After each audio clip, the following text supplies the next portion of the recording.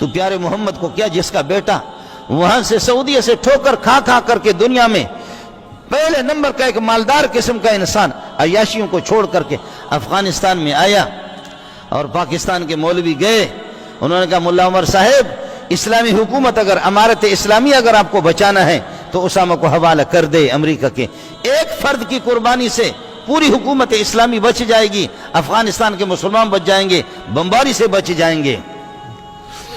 جی ہاں، یہ ہوا، اخبار جنگ میں آپ نے بھی پڑھا، میں نے بھی پڑھا۔ ملا عمر نے فرمایا کہ مجھے یہ بتاؤ شریعت اس کی اجازت دیتی ہے؟ صرف یہ بتاؤ کہ شریعت اجازت دیتی ہے؟ اب مولوی نے سر نیچے کیا،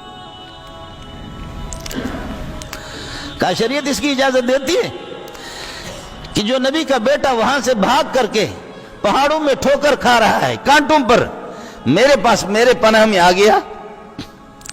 اور ویسے بھی کچھ قومی روایتیں بھی ہوتی ہے، پٹھانوں کی روایتیں ہیں، بلوچوں کی بھی ہے، سندھیوں کے، سب میرے سر کے تاج ہیں۔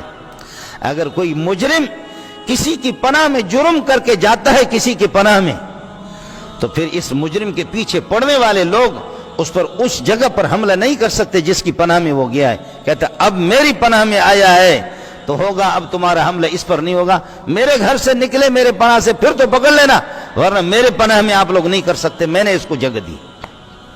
سوال ہی نہیں ہے، یہ روایات ہے، یہ سندھیوں کی روایت ہے، یہ پٹھانوں کی، بلوچوں کی، یہ سب کی روایت ہے کہ اپنے مہمان کے لیے، مہمان چور ہے، قاتل ہے، لیکن جب آیا ہے، لیکن یہ چور بھی نہیں تھا، قاتل بھی نہیں تھا، یہ کفر کا دشمن تھا، کافر کا، بس یہ جرم تھا اس کا۔ حضرت نے فرمایا شریعت اجازت دیتی ہے؟ مولوی نے سر نیچے کیا، کہا شریعت تو اجازت نہیں دیتی، لیکن آپ کمزور ہے، آپ کے پاس وہ ہتھیار بھی نہیں ہے، آپ کے پاس وہ جہاز بھی نہیں ہے، وہ ٹیکنالوجی بھی نہیں ہے جس کی بنیاد پر آپ امریکہ سے لڑ سکے اور سپر پاور سے آپ لڑ سکے، آپ کے پاس وہ طاقت نہیں ہے۔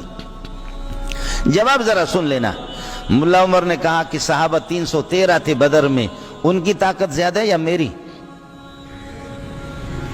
ان کے پاس ہتھیار زیادہ تھے یا میرے پاس؟ ان کے پاس ٹینک تھے؟ مولوی نے کہا کہ نہیں۔